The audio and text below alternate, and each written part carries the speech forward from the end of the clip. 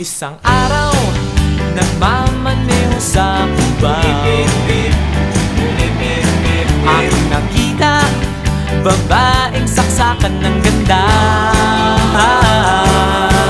Sinundan ko ang kotseng sinasakyan niya, hindi ko nakitang may dumarating pala. Hindi ko naiwasan, kami bigla nagkabanggaan. Nung magkamalay, ay nasa ospital na ako. Pinasikaso ng doktor na pili ng nanay ko. Biglang-bigla na lang ang nurse nandyan na, at para kong nakitang anghel sa ganda. Kahit nagdidiliyo, itong nasabi ko sa kanya.